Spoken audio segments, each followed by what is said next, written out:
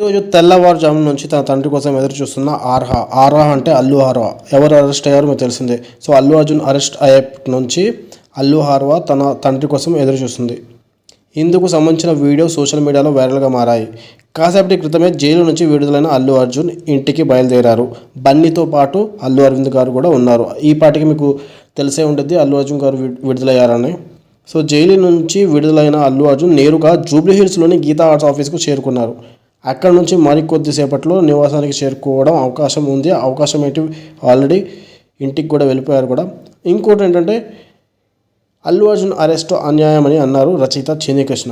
తెలంగాణ ప్రభుత్వం కక్షతోనే ఈ అరెస్టు చేయించిందని, ఆ అరెస్టుపై తగిన మూల్యం చెల్లించుకోవాల్సిన వస్తుందని, అల్లు అర్జున్ అంటే నాకు ప్రాణం, గంగోత్రి సినిమాకి నేనే రచయితగా అంటూ భావోద్వేగానికి గురయ్యారు. గీతా ఆర్ట్స్ కార్యాలయం నుంచి తన నివాసానికి చేరుకున్న అల్లు అర్జున్ అంటే ఫస్ట్ గీతా ఆర్ట్స్ ఆఫీస్లోకి వెళ్ళి అక్కడేదో సంథింగ్ గుసగుసలు చేసుకొని దాని తర్వాత అంటే ప్లానింగ్ ఏమైనా చేశారో నాకు తెలీదు. మీరేమనుకుంటున్నారు? ఒకవేళ అల్లు అర్జున్ ఫ్యాన్ అయితే కోపం తెప్పించుకోకండి, కింద కామెంట్ చేయండి. సో గీతా ఆర్ట్స్ కార్యాలయం నుంచి తన నివాసానికి చేరుకున్న అల్లు అర్జున్ తన తండ్రిని చూసి ఎదురు వచ్చి హగ్ చేసుకున్నాడు. తనయుడు అల్లు అయాన్ అంటే అల్లు అర్జున్ని హగ్ చేసుకున్నాడు అనమాట. దాని తర్వాత అల్లు అర్జున్ ఈ విధంగా మాట్లాడారు. అంటే ప్రెస్ మీట్ జరిగింది కదా, ఏం మాట్లాడారు? నేను బాగానే ఉన్నాను, ఆందోళన చెందకండి, నేను చట్టాన్ని గౌరవిస్తాను, పోలీసులకు సహకరిస్తాను, చనిపోయిన మహిళా కుటుంబానికి ప్రగాఢ సానుభూతి తెలియజేస్తున్నాను. అనుకోకుండా ఆ ఘటన జరిగింది. అలా జరగడం దురదృష్టకరం. ఆ కుటుంబానికి నేను ఎప్పుడూ అండగా ఉంటాను. గత 20 ఏళ్ళుగా ఆ థియేటర్కు వెళ్ళి నా సినిమా చూస్తుంటాను.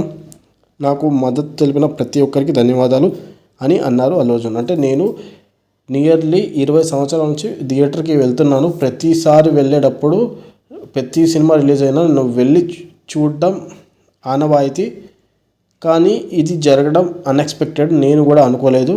సో ఇలా జరగడం, ఇక్కడ అల్లు అర్జున్ గారు పెద్ద తప్పు చేశారు. ఎవరైనా ఏం చేస్తారు, థియేటర్ బ్యాక్ సైడ్ నుంచి వెళ్ళి సడన్గా క్రౌడ్ అంటే థియేటర్లో ఉంటే జనాలు థియేటర్లో ఉంటారు కాబట్టి ఏం కాదు.